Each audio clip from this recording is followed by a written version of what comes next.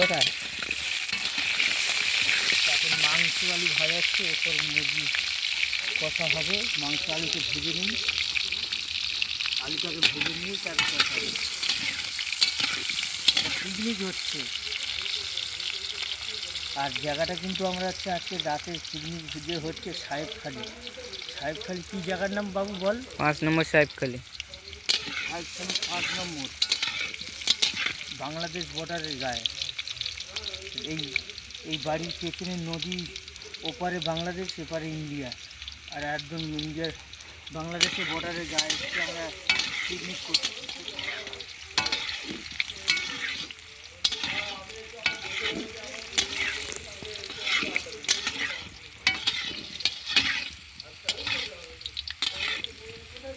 এরপরে হচ্ছে স্টপ কর বাবু।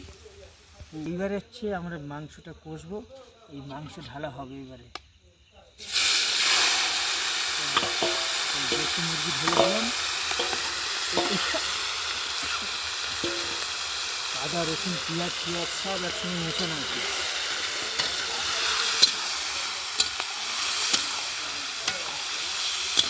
আদা রসুন পেঁয়াজ জিরে ধনে সব কিছু এতে দেওয়া আছে, খালি টমেটোটা নেই বলে দেওয়া হয়নি। এখন মিনিট 15 কষবো। আর দেশি মুরগি না, দেশি মোরগ, আবার 2খানা মোরগে এই মাংস হচ্ছে।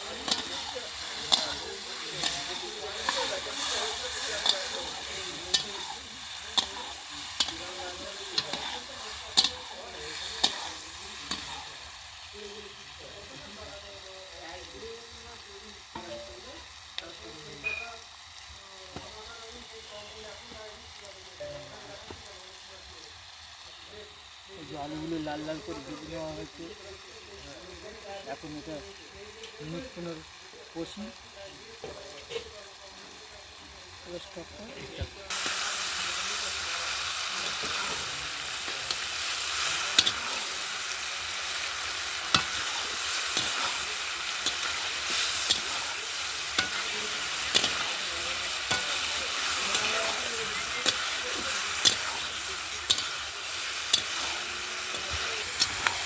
আরও কিছুক্ষণ কষতে হবে। কষার পরে হচ্ছে জল, আলু ফালু দিয়ে আবার ভালো করে কষে নিই, জল দিয়ে দেবো।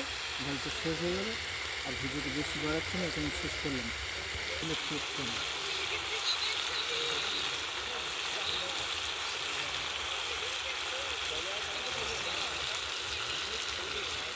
আরও একটু দিতে হবে।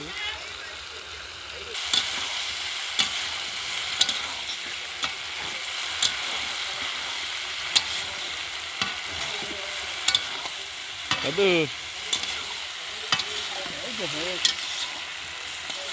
এবারে জল ঢেলে দেবো।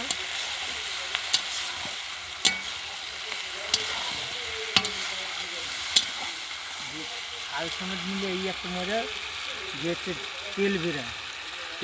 তেলটা বেরায় ওই দেশি মুরগির, হ্যাঁ মানে ছাল ছাল ওলা হলে। হ্যাঁ হ্যাঁ হ্যাঁ।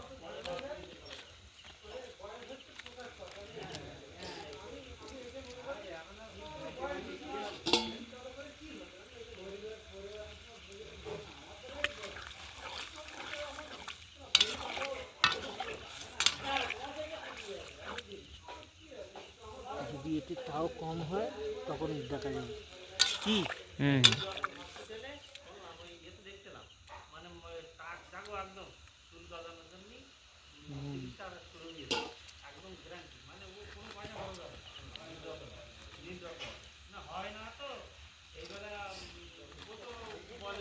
এটা তো বেশি ঝোল ঝোল রেখে লাভ নেই, যেন যেন নুনের স্বাদ পাওয়া যাচ্ছে না। ঝালটাও কম লাগছে, দেখি কতটা কি হয়। আর একটু দেবো।